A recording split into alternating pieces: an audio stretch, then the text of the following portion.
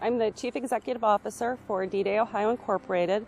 That is our nonprofit organization that puts on the D-Day Conneaut event each year. I think it's an important opportunity to connect the average citizen with a little bit of their history and also to share with them some very critical moments in the story of the United States and our allies in Europe. The World War II generation was definitely my family. So I didn't think about it much when I was younger because everybody seemed to be a vet, but now that I think about it, I guess it's really kind of special.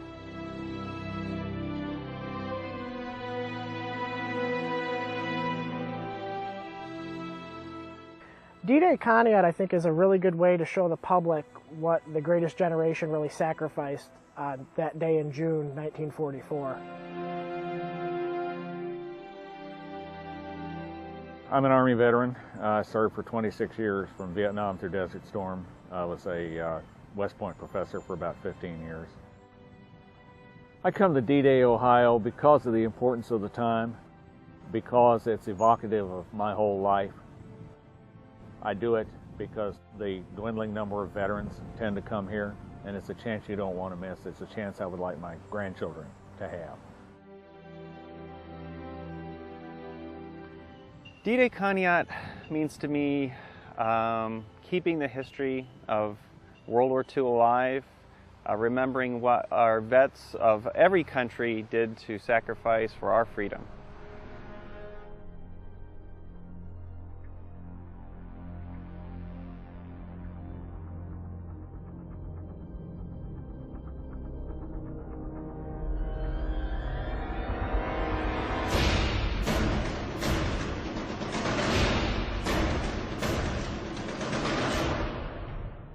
As a German reenactor, the big draw to coming to this event and any other World War II event is telling the other side of the story.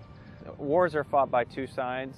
There's a lot of politics that are involved in war, but what most people don't know is the common soldier is not involved in those politics, and the soldier's story needs to be told from both sides.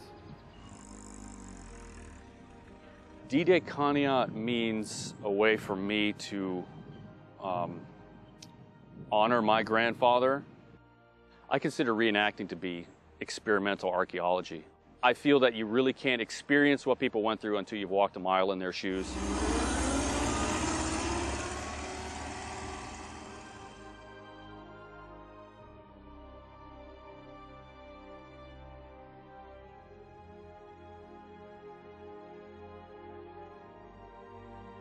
Well, I'm the French coordinator.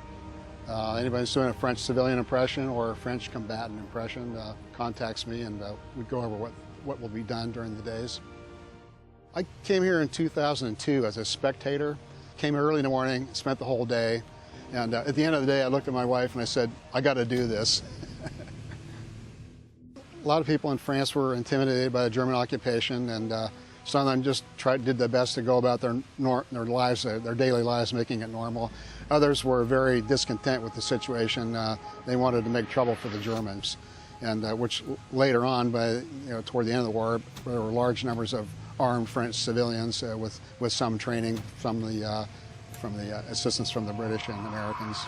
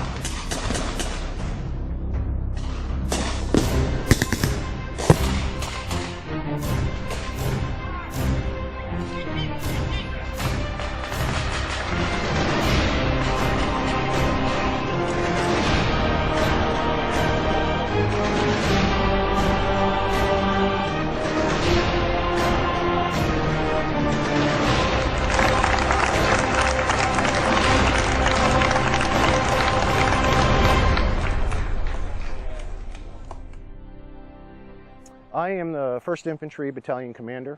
I'm head of, or command of all of the 1st Infantry units that participate here. I've been reenacting World War II for about 12 years. D-Day event itself, I've been coming since 2004. My first year, there was 50 or 60 GIs running up the beach, and that was it. There were tree stumps in the middle of the beach. There was no obstacles. Maybe a handful of Germans, and every year since then is grown and grown to where it is now, where it truly feels like it's D-Day. I've been reenacting World War II since 2003. D-Day Ohio was my first World War II event. I've been coming to it ever since. So this year is actually my 10th anniversary attending. It's just a marvelous experience. In those days, I was the only Canadian. Now we have 50. D-Day is a reenactor's dream in terms of experiencing, what it was to hit the beach. The surrealistic realization of I have to run across 300-400 yards of sand, no cover, German rifles, you swear they're all pointing at you. As a GI reenactor, it's something you have to at least do once to get the full understanding. Halfway across the beach, running on sand, you're tired, your legs ache, you're dying of thirst, your weapon's jammed full of sand, and there's no other way to describe what it would have been like. than experiencing it yourself.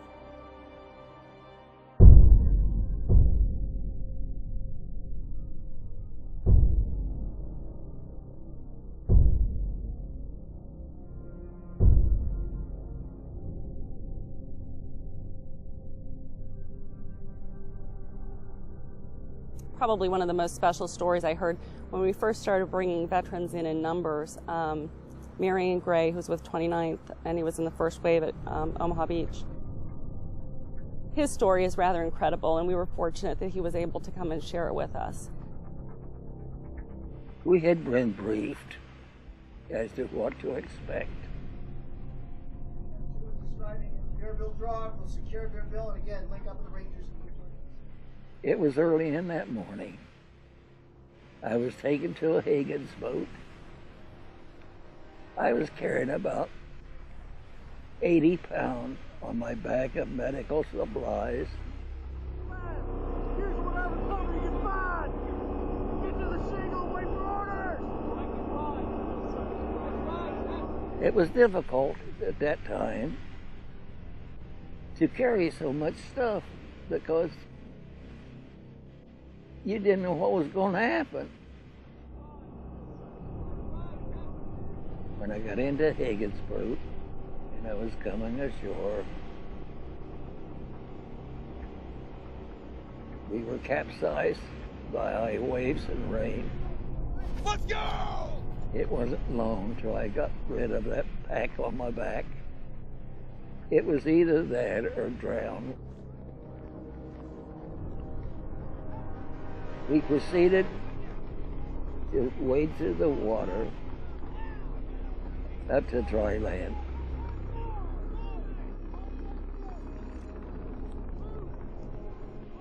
It was difficult because bullets was flying all around at that time. I was wounded twice. We had to all take care of ourselves. But as we kept going in, it was our duty as a medical to take care of as many other soldiers as possible.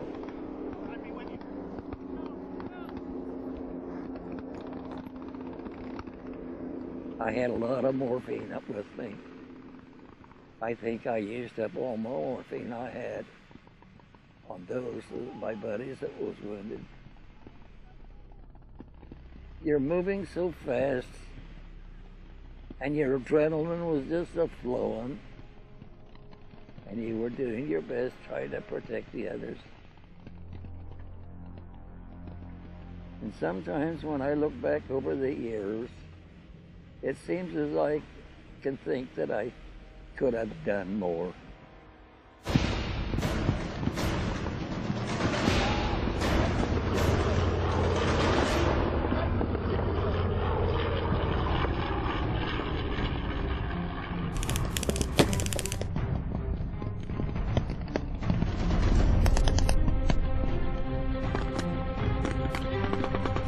The 116th was never designed to be an elite unit. It became an elite unit because of circumstances.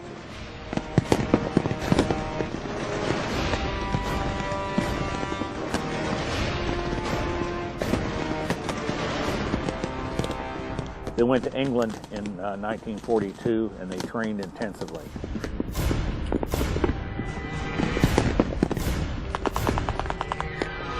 Because they had had so much training, they were in the first wave.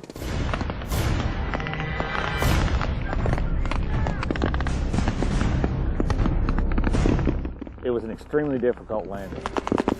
Omaha Beach was the key to the entire Neptune operation, and it was the toughest beach.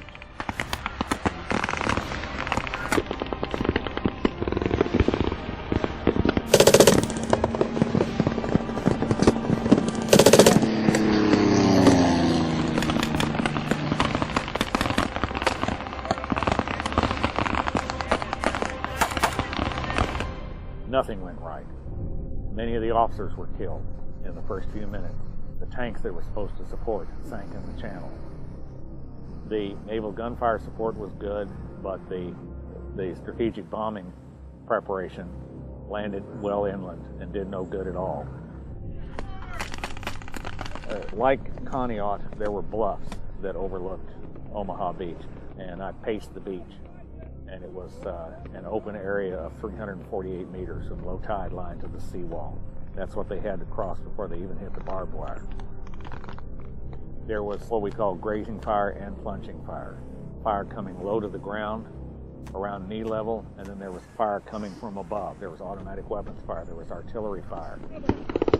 Everyone was open on the beach, there was no cover, there was no concealment. The obstacles were that people tried to get behind them, but they did not provide very good protection. The 5th Rangers trained up in Scotland.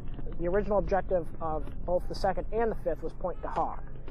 The 5th was the backup force, so if the 2nd could not seize the cliff, the 5th was going to go up the ropes the same way and capture that the top of the point. On D-Day, the 2nd was able to secure their objective, so the 5th diverted over to Omaha Beach.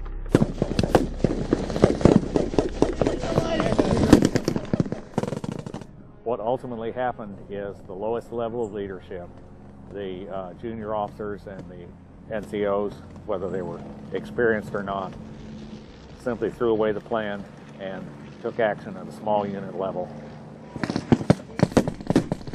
Under supervision of the assistant division commander, they managed to get up the bluffs, through the minefields, knock out the bunkers, without which the landings would have failed. Norm Code is famous for saying, "Rangers lead the way." And that actually was said to Lieutenant Dawson of 5D. They were gathered up around the wooden shingle. They weren't making any forward progress. They had a whole bunch of barbed wire over a road in front of them. And when Coda came over and said, "Lead the way," Ellis Reed and Bill Dorman were actually in the process of assembling a Bangalore torpedo that they slid through the wire, opened it up, and Lieutenant Dawson was the first man through the breach, leading his men up into the pillboxes.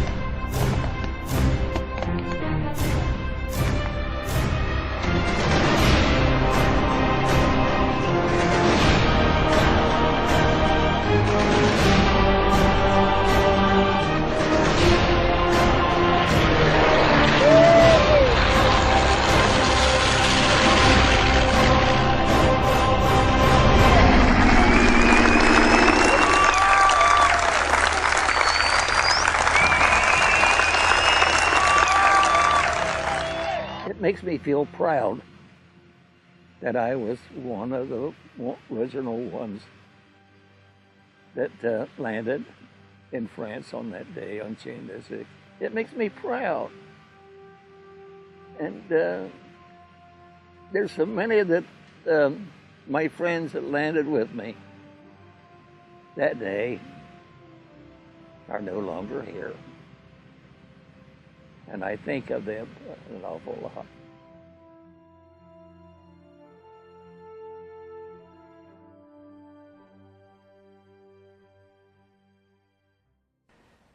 I was in F Company, 502nd Parachute Infantry, 101st Airborne Division. We jumped at Normandy on the morning of June 6th at approximately 1 o'clock.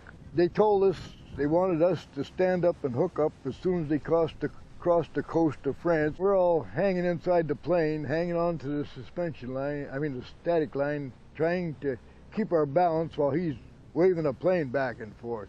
He turned the green light on for us to go. The lieutenant went, the sergeant went, and I got to the door and I was reaching for the switch, and as he rolled the plane sharply to the right, which threw me out the door. My shins hit the bottom of the door and made me somersault. And I was somersaulting when the chute opened. When that chute cracked open, I got a terrific opening shock. Well, I looked up and I saw the ground. And I looked down and I saw my chute. But my foot was hung up in suspension lines and I'm hanging upside down, which is pulling one side of the chute down, making the slip in that direction and pick up speed on the way down. Well, I reached down to try to get my foot out, and just as I reached down or up, as the case may be, just as I bent over to reach it, I hit the ground. And the lights went out, and I don't know how long I laid there. It might have been 10 seconds, 10 minutes, an hour, I don't know. But I was laying in wet grass, come aware of the fact that even my hair hurt. Starting to get daylight. This is about 4 o'clock, so it's been about 4 hours since we jumped, and I ain't seen a soul, see? So they come to a hedgerow that ended there, and I was going to walk around the end of it, and there was a branch hanging down. So I grabbed hold of that and lifted it up like this to go under it. And when I did, a burst of machine gun fire went through that bush, and I dropped to the ground, and I thought it was one of our guys. And so I give a click out of the clicker. That brought another burst of fire. I crawled down the opposite side of the hedge from where he was. So I took and pulled a grenade, and I pulled the pin, and let the handle fly off, and I counted 1,000, 2,000, 3,000, and I threw it up over the hedge. And as soon as it went off, I run up over the top and let go all of them with out of the 15 out of the carbine. But the grenade had already got him. I tell you the truth, I very much am proud of what our outfit did, and I was very proud to be a part of it. Now my company, when we went overseas on September 4th, 1943, it took us 44 days across the Atlantic, by the way, and there was 119 men in the company. When the war ended, there was 9. Now I'm the only one of the 9 still alive.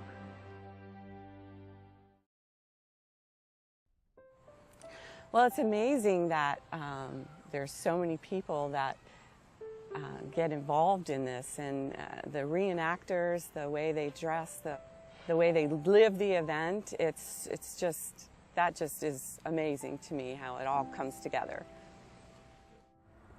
D-Day Conneaut for the town of Conneaut is a huge economic boost. It's also highlighted a number of veterans who live in this area. We have folks from Canada and even from England that come to this to take part, and it's really a multinational crowd that helps put this on. This year, for instance, the state of Ohio put a flashing sign on the exit on I-90 that says, D-Day Conneaut, this exit. That's when I knew we really had arrived and got the attention of people out of town. And it put us on the map. We feel like we've finally evolved as a community. I'm in the tourism industry. This is a tourist attraction. It's a natural fit. D-Day to me is a way to educate the people about the greatest generation. My grandfather served in World War II. He was in Normandy on D-Day.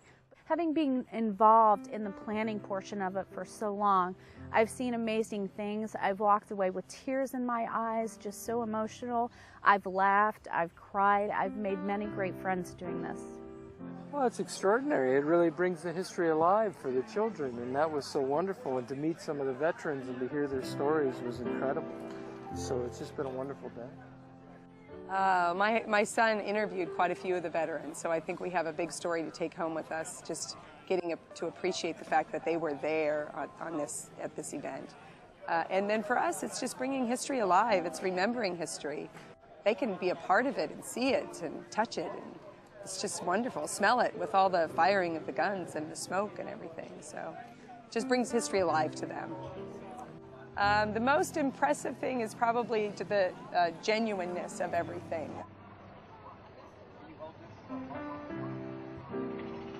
The guys at the firehouse, they heard about it, so there were several of us that came out, and I brought the family. All of them were able to come. I got 2 of them, they're all getting ready back for college, so what a great way to finish out the summer.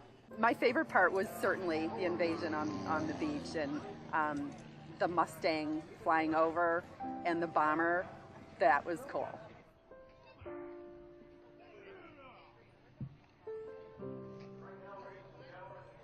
For a lot of people, it's war movies and Medal of Honor, video games, and so there's a very surreal aspect to what warfare means. This puts a face on it.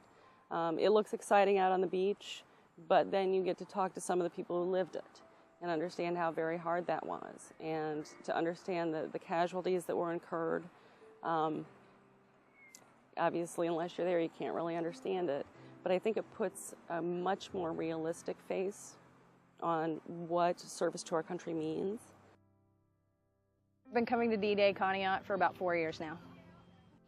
Well, I come here for a few reasons. We have a few vets from Columbus, Ohio that our families have become really good friends with. And also my husband and my father-in-law and my brother-in-law are all reenactors. You know, I think it is something that's a gap in our generations, and now we're starting to see with the American Pickers and the reality TV shows that are coming online that people are starting to take a look back at history, and, you know, kind of the vintage stuff is hip and cool, and this is it. This is about as vintage as you can get, and seeing it, you know, real life with the World War II vets here and the reenactment. So I think that's, to see it in action is really great.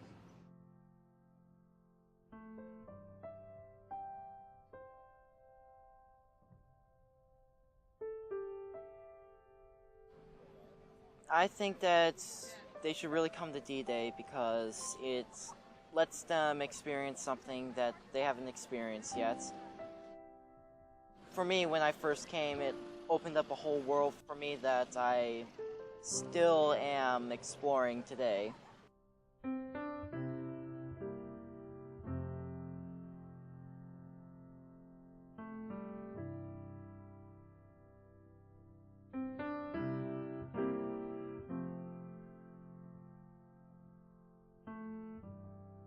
I come from St. Louis, about a 10-hour drive, and I just come here. Not only do I love history, but I also respect the generation of World War II, not only the veterans that are here, but also the civilian population at that time, what they did to support our military while they were overseas.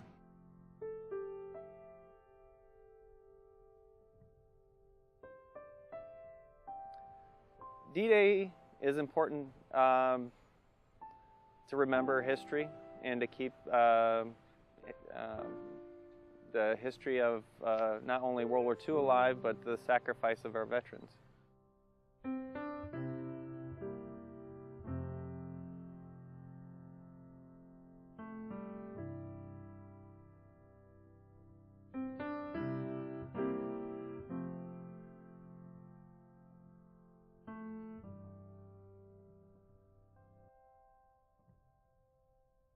The favorite part's the storming of the beach. The bombers coming off the lake is just awesome. I mean, the first time I saw that, it was just, I couldn't believe it. So that's the favorite. And when they brought the Sherman tank in, that was even made it more realistic, I guess. So just to see that operation and the men run kind of gave you that sense of being there.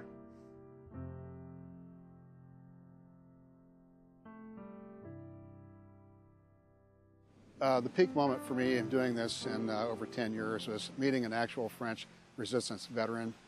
His name is Pierre Parache. He visited with his family here, and we had a wonderful conversation with him. He brought his armband, his photographs, and himself, and he was a very charming person, and we delighted in meeting him. He was a big popular experience in my life here.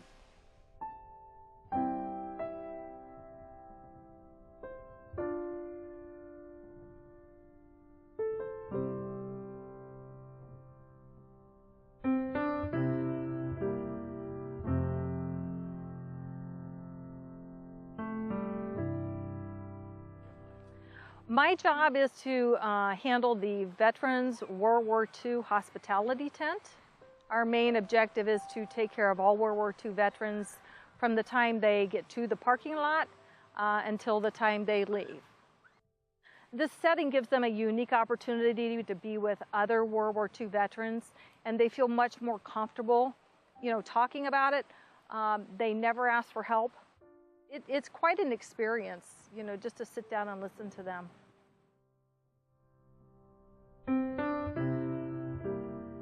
I'm 86, with 86 in April, and I've been adopted, and this is the way it is. I joined the 4th Armored Group in Detroit, Michigan, Detroit Arsenal Democracy Museum. And then they don't do much reenacting, so the 5th Rangers, E Company, they adopted me. And then the 82nd Group from Indiana, they adopted me. And then the 101st, when I was at Fort Indiantown Gap in January for the Battle of the Bulge, they adopted me. That's what I'm wearing right now. And these guys all treat me real good. But I do this mainly to honor those guys over there in that tent. They're out there in the foxholes, in the winter, cold weather, suffering for what we have today. And I try to get the public today to understand that. Well, I tell the public we try to do everything but the blood out there in our reenactments.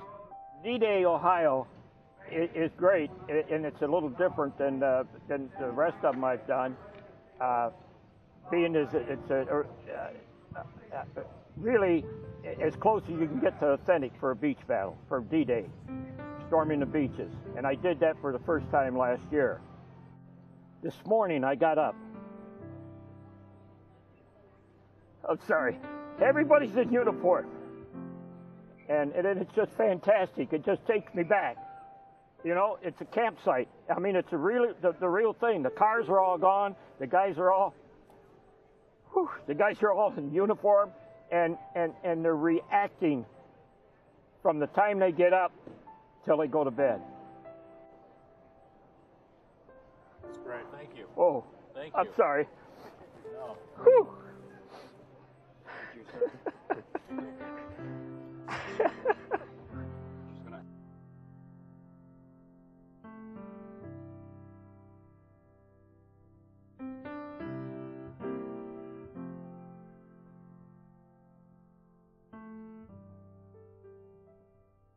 One of the biggest impressions that I have at every D-Day reenactment is the sheer courage that those men had to do this. To go into the hail of machine gun fire and cannon fire and mortar fire and charge through that and survive. I don't know how they did it. I really don't. And you speak to them, the veterans are the most modest people that you can possibly speak to.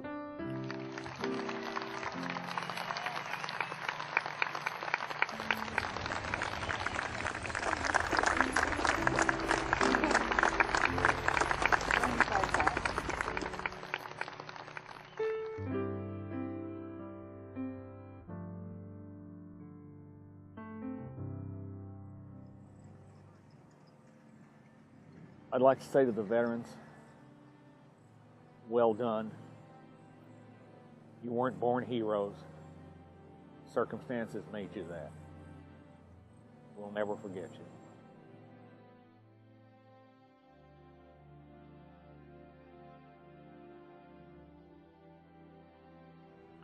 I'd like to say to the vets that you're not forgotten, and not just for that short time in your youth, which is a historical epic, and we appreciate the sacrifice that you went through, but the life you lived afterwards, and you built a great country, and we are inheriting this country, and it's up to us to preserve what happened before and carry on your tradition, and I hope we do a good job of it.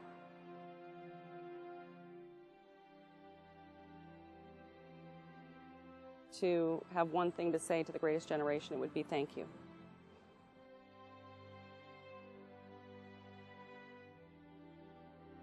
This is a way to remember everybody. I mean, they truly are our greatest generation. They gave up so much to, free Europe from the Nazi power.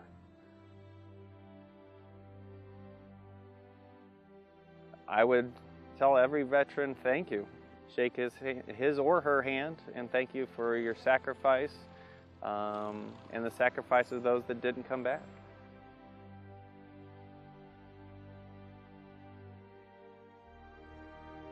Thank you for our freedom. Without you, we wouldn't be free. We really appreciate what you did.